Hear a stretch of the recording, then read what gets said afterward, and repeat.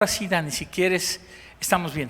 Nos encontramos estudiando el libro de Romanos. Por cierto, le invito a que usted comparta con sus amigos, familiares, acerca de nuestro departamento de media. Tenemos una página en Facebook, salimos como Vida Nueva para Denver. Ahí puede usted ver todas las predicaciones pues de hace, no sé, 1 o 2 años o más. Y también tenemos un canal en YouTube, Vida Nueva para el Mundo Denver, Vida Nueva para el Mundo Denver. Así es que invite a sus amigos, familiares, amigos, vecinos, jefes del trabajo a ver las prédicas, a consumir la palabra de Dios. Estamos en Romanos capítulo 7, por favor abra su Biblia en Romanos capítulo 7, y le quiero decir desde ahorita, para que usted lo sepa, que parte de este capítulo usted va a escuchar al apóstol Pablo hablar antes de su conversión, antes de su camino a Damasco. Por eso usted va a ver las cosas que vamos a estar leyendo durante este capítulo 7, y en el capítulo 8 ya él llega y dice: pero ahora, teniendo al Espíritu Santo, tenemos esta vida de victoria, ¿verdad? Recordemos la semana pasada que vimos en Romanos 6, que es a través del conocimiento de la palabra de Dios, importantísimo que lo conozcamos y que tengamos 100% fe en lo que dice Dios en su palabra, no en lo que yo creo, para poder entonces aplicarla a mi vida. Y Dios dice en su palabra que nosotros morimos a esa vida anterior, morimos al pecado, y ahora estamos en una vida nueva, ¿verdad? En una novedad de vida, y que ya no somos esclavos del pecado. Aunque hay una realidad latente del pecado, ya no tiene dominio, ya no es nuestro rey, ya servimos a Cristo Jesús, estamos vivos para Dios ahora. En eso tengo yo que creerlo y lo tengo que aplicar a mi vida, ¿verdad? Y el título de hoy es La ley y el pecado, y voy a dedicar tiempo para explicar este término de la ley. Por cierto, le quiero avisar que a partir de hoy que nos reunamos con Dani, que es encargado de media, va usted a empezar a ver en el canal de YouTube y en nuestra página de Facebook cápsulas acerca de temas importantes, cápsulas de 2-3 minutos tal vez, en donde vamos a estar tocando, haciendo preguntas. ¿Qué pasa con esto? El sábado hay que guardarlo, en fin, todas estas cosas, y qué dice la Biblia. Y ahí es donde vamos a estar explicando los términos, que es tan importante. Cuando escuchamos nosotros palabras hay que definir términos. Entonces, quisiera yo hablar hoy un poco acerca de la ley, para poder entender nuestra relación con la ley, cuando la Biblia menciona esta palabra, la ley, ¿cuál es nuestra relación con la ley? Y quiero comenzar por decirle, y lo hemos hablado, que hay 2 extremos. Uno es el libertinaje, o lo que llaman la licencia para pecar, ¿sí? Porque usted va a encontrarse grupos legalistas que cuando uno predica la gracia, dicen: usted lo que está enseñando es que hay licencia para pecar y no pasa nada, salvo siempre salvo, es el término que usan. Eso no estamos enseñando. Pablo lo dice ahí, que pues perseveraremos en el pecado para que la gracia abunde, de ninguna manera, ¿sí? Pero por otro lado, nosotros tenemos la responsabilidad de predicar lo que es la gracia pura, ¿verdad?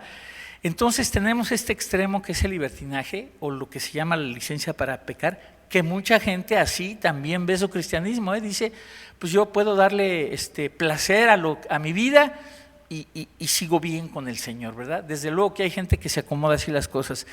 Y el otro extremo sería el legalismo.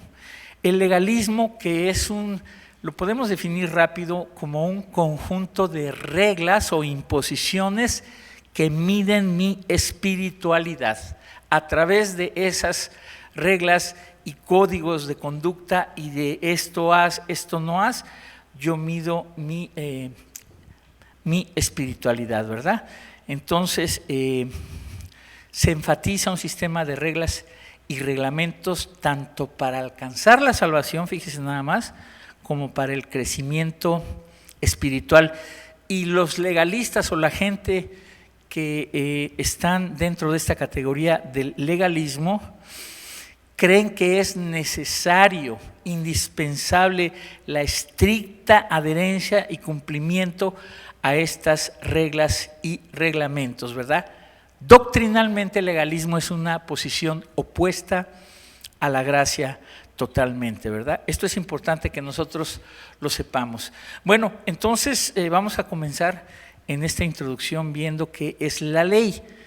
Y le quiero yo decir que cuando usted escucha o ve o lee en la Biblia la palabra ley, se refiere a varias cosas y es lo que vamos a aclarar ahorita.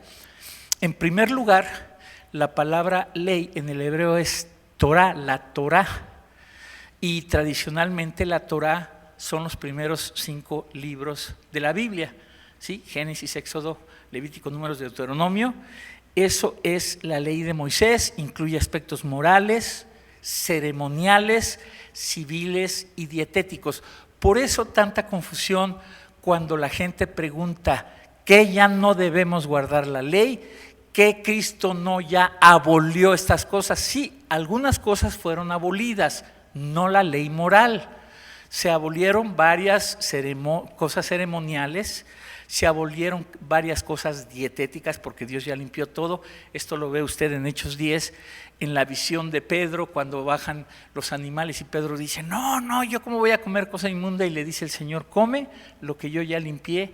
Ya, obviamente esta visión la usa para decirle que iban a alcanzar a los gentiles.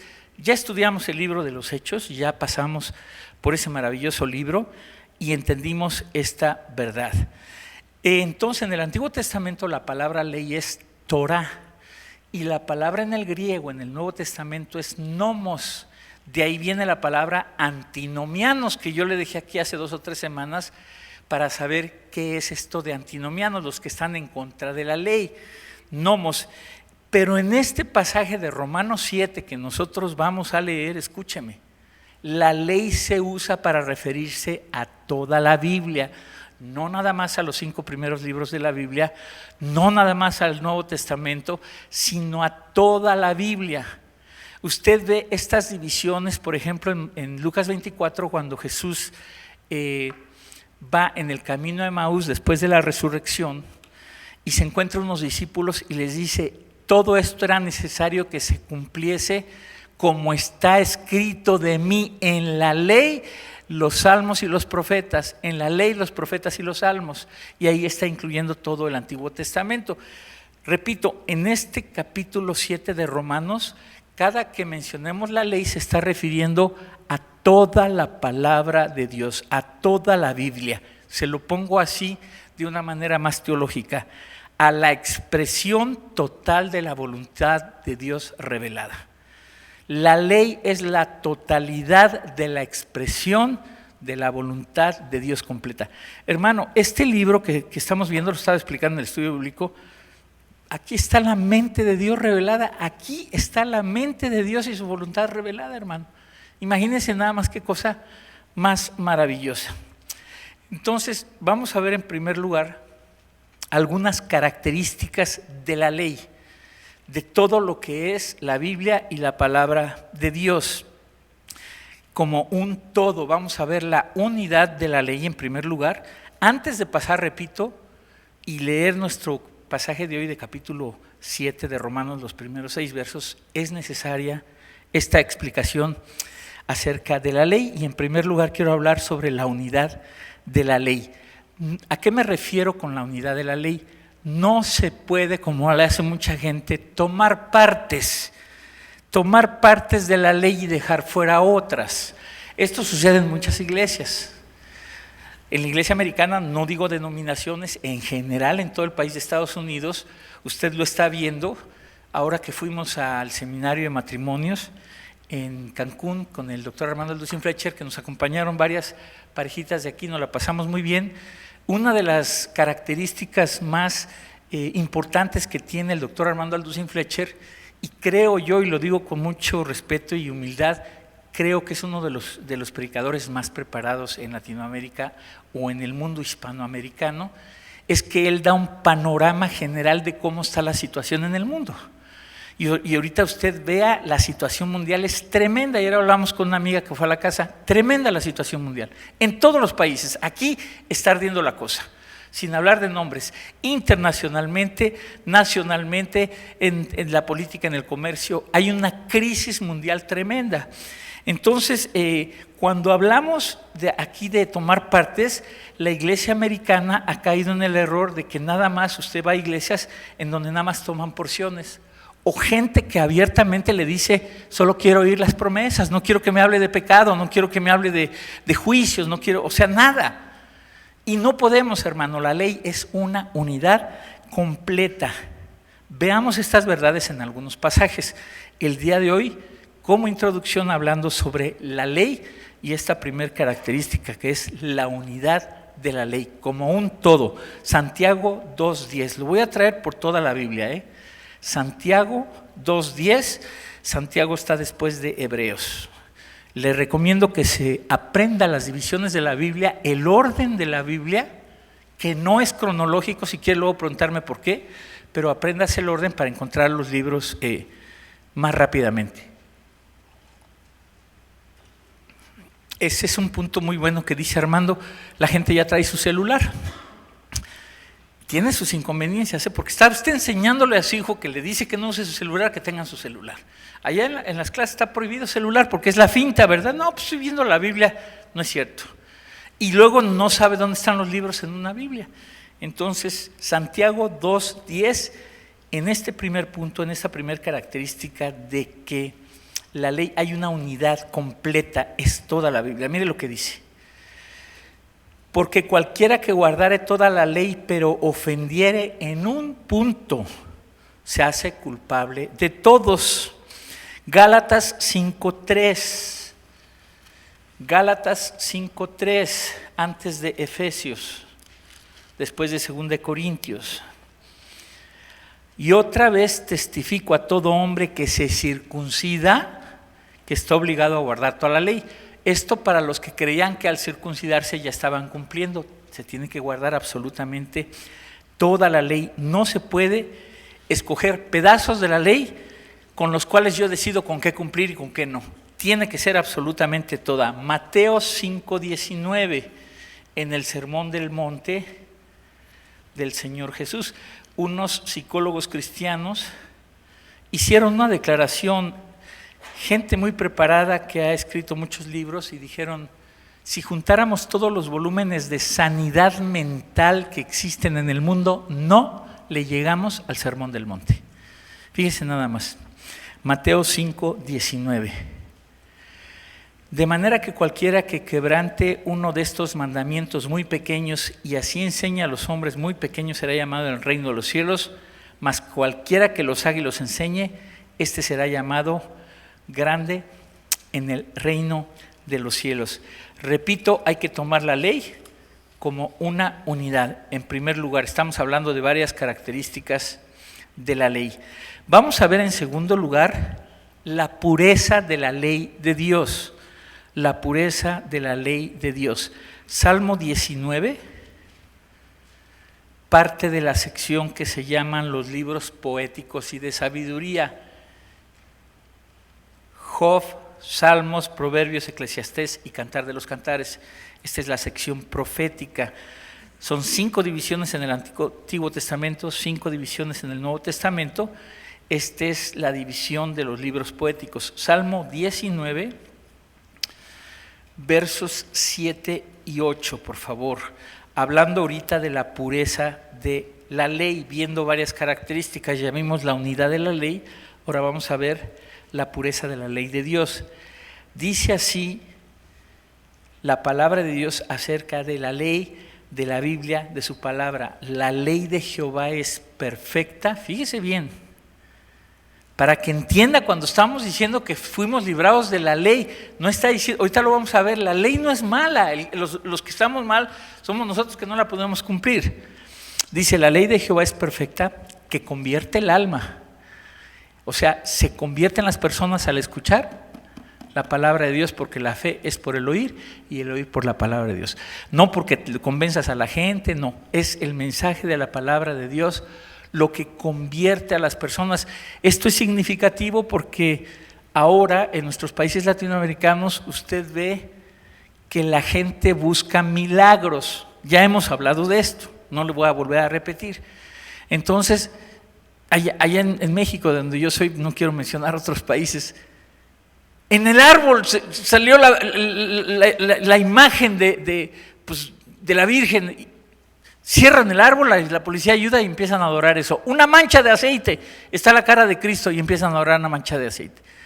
Y cosas de ese tipo, y la gente buscando estas cosas. Y allá en Lucas 16, del 19 al 31, en la historia de Lázaro, el rico y Lázaro, el rico, estando en tormentos, le dice a Abraham, que está allá arriba, hay una cima, están separados por una cima que nadie puede pasar. Fíjese, Abraham estaban todavía a la espera de que Cristo cumpliera su trabajo vicario, porque se los iba a llevar. Y entonces le dice el rico: Padre Abraham, vele a decir a mis hermanos, manda a Lázaro, vele a decir que sí es cierto, que está aquí gruesa el fuego, que obedezcan a la palabra de Dios para que no vengan a este lugar.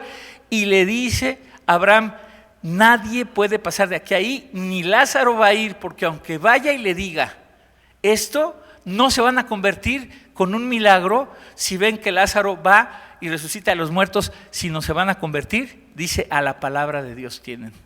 La conversión es por la palabra de Dios.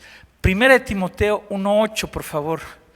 Hoy está usted jugando lo que se llama esgrima en la teología, que es encontrar los pasajes de la Biblia de volada.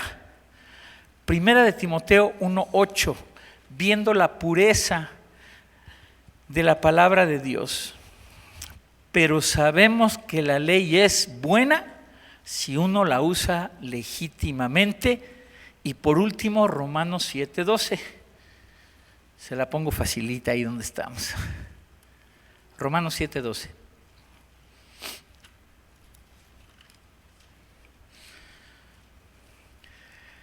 De manera que la ley a la verdad es santa y el mandamiento santo, justo y bueno. Entonces, la ley es una unidad, es todo, no se puede tomar partes nada más. La ley es pura, perfecta, santa, ¿sí? Y la ley también, escuche lo que le voy a decir, hay un castigo por quebrantar la ley. Hay un castigo por quebrantar la ley. Recuerde que el propósito de la ley fue llevarnos a Cristo, mostrarnos nuestro estado. Nunca fue recompensarnos. ¿Sí? Nunca fue eso. Hay un castigo por quebrantar la ley. Todas las leyes, hablando de cualquier ley, si se rompen, hay castigo. Hermano, si las leyes o las reglas que tienes en tu casa, en tu escuela, en tu trabajo, donde sea, se rompen y no hay castigo, no son reglas ni son leyes, son consejos buenos, pero no son leyes o reglas. Esto es importante. Entonces hay castigo por quebrantar la ley de Dios. Gálatas 3:10. Y por eso nosotros necesitábamos a Cristo, porque nadie de nosotros podíamos cumplir con toda la ley y estábamos condenados, ¿verdad? Gálatas 3:10. Para que podamos comprender la gracia, hermano, es importante comprender todas estas cosas, porque volvemos al objetivo. Si comprendemos la gracia de Dios, de rodillas vamos a caer en agradecimiento, vamos a vivir deseando servirle, vamos a vivir deseando seguirle, amarle, servirle y hacer todas las cosas. No porque nos digan, porque nace en nuestro corazón. Gálatas 3:10. Porque todos los que dependen de las obras de la ley están bajo maldición, pues escrito está: maldito todo aquel que no permaneciere en todas las cosas escritas en el libro de la ley para hacerlas. Fíjese qué duro. Romanos 4:15, hablando sobre el castigo por quebrantar la ley. Romanos 4:15.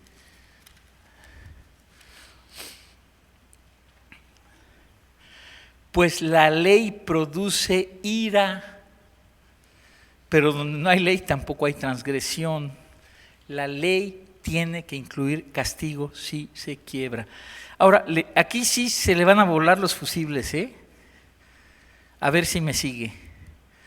Hay algo imposible, la imposibilidad de la ley. Y le quiero hacer la pregunta.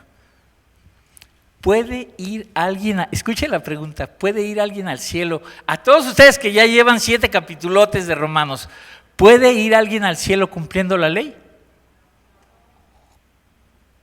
Otra vez, ¿puede ir alguien al cielo si cumple toda la ley? Ah, pues es que dije.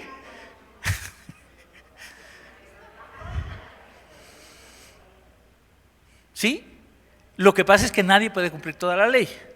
Y se lo muestro en la Biblia, Levíticos 18:5.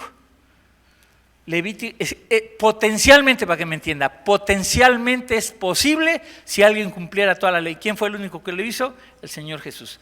Levíticos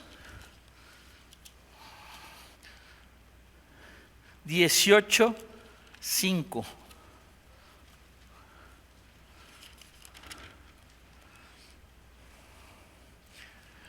Por tanto, guardaréis mis estatutos y mis ordenanzas, los cuales haciendo el hombre vivirá en ellos.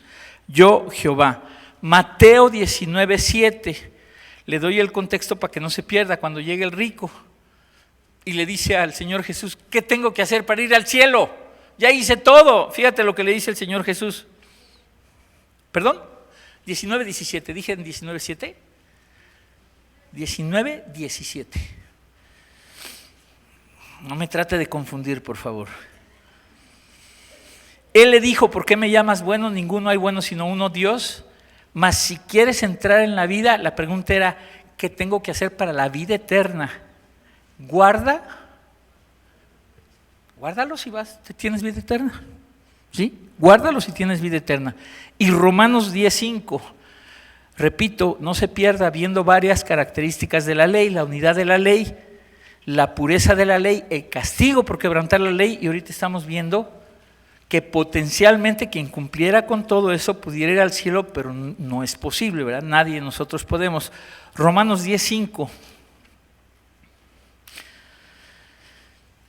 Porque de la justicia que es por la ley, Moisés escribe así, el hombre que haga estas cosas vivirá por ellas. Potencialmente, repito, teóricamente es posible, humanamente es imposible. Ahora sí ya nos entendemos. Teóricamente es posible, humanamente es imposible, ¿verdad? Ahora, ahí le va un término. La ley tiene una debilidad. Ahorita me va a entender, no es la ley, pero hay una debilidad aquí. Romanos 8:3, por favor. Romanos 8:3.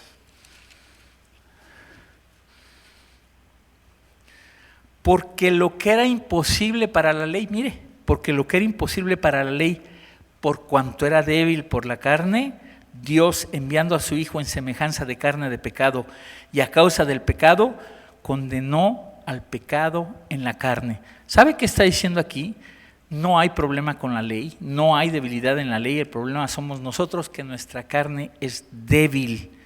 Y de todo esto veremos en este capítulo 7 de Romanos. Ahora sí, Romanos 7, y vamos a leer los primeros 6 versos.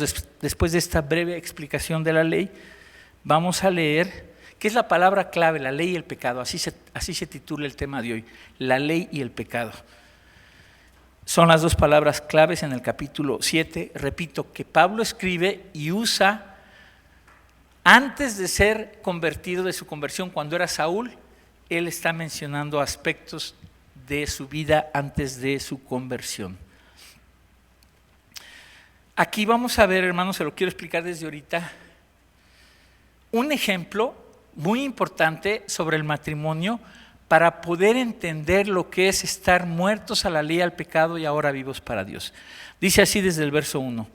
¿Acaso ignoráis, hermanos, pues hablo con los que conocen la ley, que la ley se enseñorea del hombre entre tanto que éste vive? Ahorita lo vamos a explicar, porque la mujer casada está sujeta por la ley al marido, mientras éste vive, pero si el marido muere, ella queda libre de la ley del marido.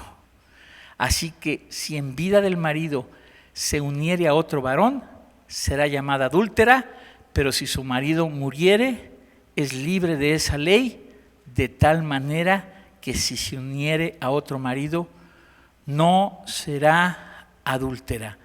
Así también vosotros, hermanos míos, habéis muerto a la ley mediante el cuerpo de Cristo, para que seáis de otro, del que resucitó de los muertos, a fin de que llevemos fruto para Dios. Hasta ahí nada más, y vamos a ver el verso 1 que dice: ¿acaso ignoráis, hermanos, pues hablo con los que conocen la ley, que la ley se enseñorea del hombre, entre tanto que éste vive?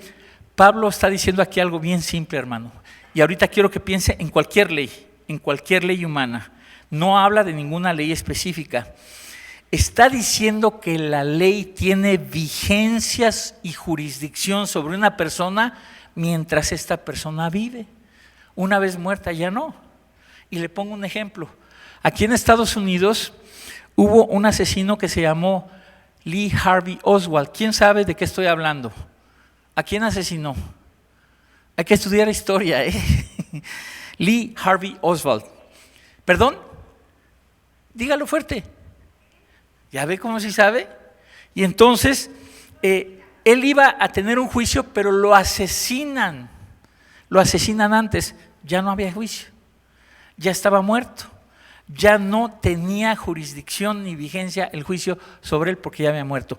Es lo que está diciendo aquí Pablo, que la ley tiene vigencia, operatividad sobre una persona mientras la persona vive. Después de que ya no vive y que muere, ya no opera. Y ahí viene con el segundo ejemplo y la ilustración del matrimonio.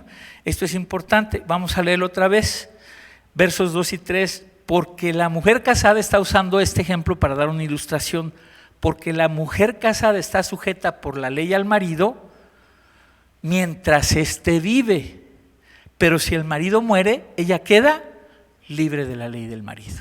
Fíjese, qué cosa tan tremenda, ¿verdad?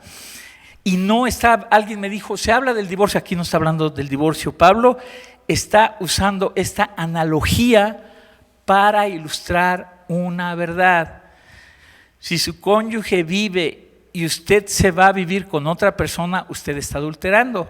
Si su cónyuge muere, usted queda libre de casarse con alguien más. El punto es este: la ley, igual que en el verso 1, tiene efecto mientras la persona vive. La muerte pone término a la ley. La muerte acaba con la relación y hace posible una nueva relación. Y usa Pablo esta analogía para enseñarnos que nosotros ya morimos al pecado y a la vida antigua, y ahora somos libres y nos casamos con Cristo, y para Él vivimos y a Él servimos. Ese es el punto que está diciendo Pablo, ¿verdad? El primer marido, se lo explico así, es la ley. El segundo marido es Cristo Jesús, ¿verdad? Y el Señor Jesús, escúcheme, requiere mucho más que la ley antigua, pero Él mismo procede a efectuarlo en nosotros. En la ley era nuestra carne. Ahora con Cristo y con el Espíritu Santo, Él mismo procede y nos ayuda para cumplir y vivir la vida que Él quiere que vivamos, ¿verdad? Esto es importante. Entonces, aquí ilustra Pablo un ejemplo de un matrimonio de alguien que muere, queda libre, para enseñarnos que nosotros ya morimos al pecado y que ya no estamos casados con el pecado ni la ley, y que ahora somos libres para vivir para Cristo Jesús. Déjenme leerles del verso 4 al 6, en donde se ven varias enseñanzas que vamos a ver. Dice así en Romanos 7, del 4 al 6. Así también vosotros, hermanos míos, yo creo que ya lo entendemos, habéis muerto a la ley mediante el cuerpo de Cristo, para que seáis de otro, del que resucitó de los muertos. ¿De quién somos? Del que resucitó de los muertos, a fin de que llevemos fruto para Dios. Porque mientras estábamos en la carne, otra vez antes, las pasiones pecaminosas que eran por la ley obraban en nuestros miembros, llevando fruto para muerte. Pero ahora estamos libres de la ley por haber muerto para aquella en que estábamos sujetos, de modo que sirvamos bajo el régimen nuevo del Espíritu y no bajo el régimen viejo de la letra. Está diciendo aquí Pablo que estamos ya con esta unión con Cristo, con esta vida nueva que dejamos anterior. Lo he tratado de explicar en las últimas semanas. Ya no vivimos en aquel barrio, ahora vivimos en este. Ya estamos muertos, ya resucitamos con Cristo, ¿verdad? Está diciendo que mientras estábamos en la carne éramos sujetos a esa esclavitud y ahora estamos libres y vivimos para el Señor. Déjeme detenerme aquí un momento porque hay un término que dice aquí carne. Ayúdeme a encontrarlo, por favor. Rápido, porque estamos esperando. ¿Dónde la ve? ¿En dónde? En el 5. Estábamos en la carne. Gracias. Esta palabra, hermano, es importante que la entendamos, así como expliqué la ley, porque a veces la gente dice mi carne y piensa en mi piel, mis pestañas, mis músculos. Sí, no. Yo les mencioné la semana pasada, con mucho respeto para la gente de la religión popular, apostólica, católica, romana, que ellos, al no entender este verso, de ahí salió lo que se llama la penitencia, el flagelar mi carne para controlarla. Es parte de la cultura y de todas las creencias que ellos tienen. Le voy a dar el significado para que usted sepa lo que es carne y usted conozca. En el griego es sarx, S-A-R-X, sarx. No es la piel, no son los músculos, no es nuestro cuerpo. Ahí le va lo que es la fuerza interna negativa capaz de llevarlo a hacer usted todas las cosas que es capaz de hacer en contra de la voluntad de Dios. Esa fuerza interna que usted tiene y que usted conoce más que nadie porque es suya y está dentro de usted, con sus deseos egoístas. Eso es lo que es la carne. Cuando decimos la carne, es eso, esa capacidad, esa fuerza interna que está dentro de mí que me lleva en sus deseos egoístas, ¿verdad? Entonces, cada vez que usted, le voy a dar un tip, cada vez que usted lea carne, mi carne, ahí le va, es su yo egoísta, de hacer lo que usted quiera al margen de la voluntad de Dios. Es mi yo egoísta que quiere hacer lo que yo quiero y hacer a un lado a Dios. Eso es la carne. Esa era nuestra mentalidad antes de vivir para Cristo. Esa era nuestra mentalidad antes de convertirnos a Cristo. Esa era la mentalidad de Saulo de Tarso, antes de su conversión a Cristo, ¿verdad? Y Pablo dice que cuando estábamos en la carne antes de conocer a Cristo, nuestras pasiones nos gobernaban. ¿Se acuerda que ya lo vimos? Ya no somos esclavos del pecado, antes lo éramos. Ya no lo somos, el pecado es latente, pero ya no es mi rey, ya cambié de rey, ya no tiene dominio sobre mí, porque tengo la presencia del Espíritu Santo dentro de mí. Esto es importantísimo que ustedes lo entiendan. En esa época mi fruto era de muerte, ahora ya no es así, doy fruto de vida con el Espíritu Santo de Dios morando en mí. Antes ni siquiera conocía de Dios, ¿verdad? Estábamos muertos. Esto es importante. Entonces, necesitamos comprender que el Espíritu de Dios obra dentro de nosotros para poder llevar a cabo su voluntad. Lo vimos la semana pasada. Concluyo dentro de mí que lo que dice Dios acerca de mí es cierto y vivo ahora como libre, como vivo para Dios, no como esclavo del pecado, ¿verdad? Esto es muy importante. ¿Cómo debo relacionarme? Siguiente pregunta. ¿Cómo debo relacionarme ahora que ya tengo al Espíritu Santo, ahora que estoy casado con Cristo, ahora que la Biblia me dice que ya no estoy sujeto a la ley? Fíjese, ¿cómo me debo relacionar yo con la ley? Hay que descartar el Antiguo Testamento. Luego movieron su cabecita. Pues no. Hay que hablar únicamente del Nuevo Testamento. La Biblia completa. Acuérdense que el Antiguo Testamento está revelado en el Nuevo Testamento y el Nuevo Testamento está escondido en el Antiguo Testamento. De hecho, si usted me lo pregunta, todos los mandamientos del Antiguo Testamento se repiten en el Nuevo Testamento con mayor fuerza, con excepción del Shabbat. Ahí estábamos hablando con una persona que están haciendo reparaciones en la casa y es adventista el séptimo día, y ahí hemos ido platicando poco a poquito, ¿verdad? Porque ellos dicen, es sagrado el Shabbat, hay que guardar el Shabbat. Hay diferentes niveles, ¿verdad? Hay quien lo guarda ligeramente, hay quienes lo guardan sagradamente de viernes 6 de la tarde a sábado 6 de la tarde, apagan las luces, o sea, nada, no hacen absolutamente nada. Entonces, excepto el Shabbat, usted no lo va a encontrar en el Antiguo Testamento. Todos los demás mandamientos usted los encuentra en el Nuevo Testamento, ¿verdad? Ahora, ¿qué actitud, para contestar esta pregunta y cerrar, qué actitud debo de tener yo en relación con todo lo que es del Antiguo Testamento, con todo lo que aparentemente, y esto lo vamos a empezar a tratar en las cápsulas que les digo a través del canal de YouTube, a contestar cómo yo armonizo Efesios 2:15 con el cumplir la ley, con el guardar el Shabbat, con estas cosas. Fíjese lo que dice Juan 8:21, siempre que queramos nosotros saber algo, vamos a ver hacia la persona de Jesús. Él es nuestro mayor ejemplo. Juan 8:21.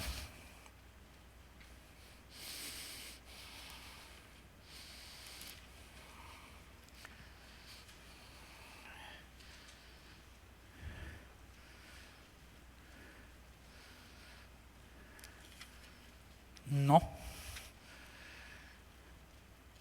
Es el pasaje que dice, me gozo en hacer tu voluntad, oh Dios. A ver quién me lo encuentra primero.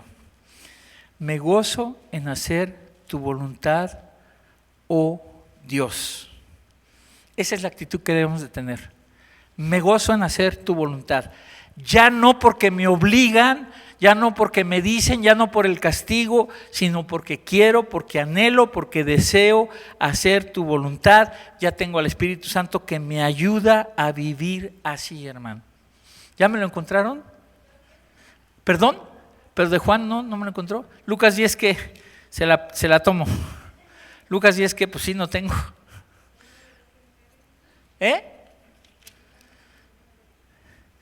Nos están viendo en la tele, ¿no? Bueno, está bien.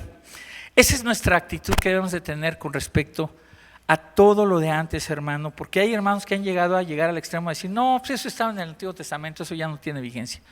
Recordemos qué cosas quedaron abolidas, leyes ceremoniales, algunas cosas dietéticas, no la ley moral de ninguna manera, ¿verdad? Quiero cerrar con una pregunta importante.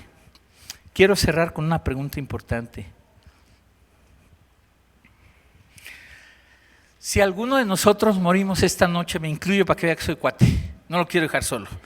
Si alguno de nosotros morimos esta noche, ¿qué le vamos a decir a Dios cuando nos pregunte? Y estamos asumiendo, ¿verdad? Suponiendo, asumiendo, imaginando. ¿Qué le vamos a decir a Dios cuando nos pregunte por qué debes entrar en mi presencia? ¿Qué le respondes? Por mis obras. Hoy venía pensando en un familiar que tengo de la religión popular y que ellos dicen, pues es que yo soy bueno, yo me voy a ir al cielo, pues yo soy bueno, no le hago daño a nadie. Y nomás encuéntrate la enojada. No le hago daño a nadie por mis obras, porque mi papá es pastor, porque iba a Vida Nueva para Denver, ¿no? A Chirrión, porque leía la Biblia,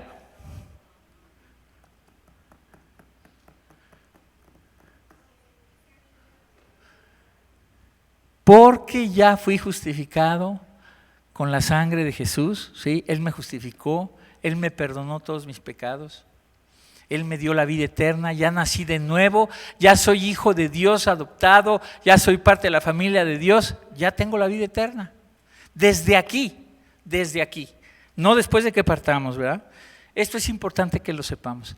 Así es que quiero cerrar con esto. Si tú no estás seguro de si vas al cielo y vas a tener la vida eterna, tú necesitas entregarle tu vida a Jesús. Él dijo que Él era el camino, la verdad y la vida. Y nadie puede ir al Padre si no es por Él. Tú que estás oyendo la palabra de Dios.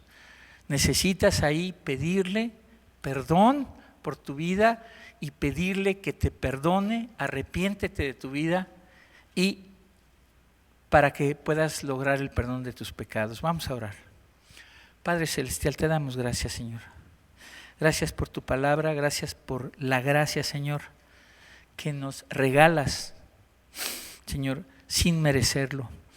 Gracias por la muerte de nuestro Señor y Salvador Jesucristo, que vertió toda su sangre en esa cruz, Señor, para poder pasar una eternidad contigo, Señor, para poder conocerte, para poder ser hijos tuyos, Señor, porque a todos los que le recibieron les dio potestad de ser hechos hijos de Dios. Gracias, Señor.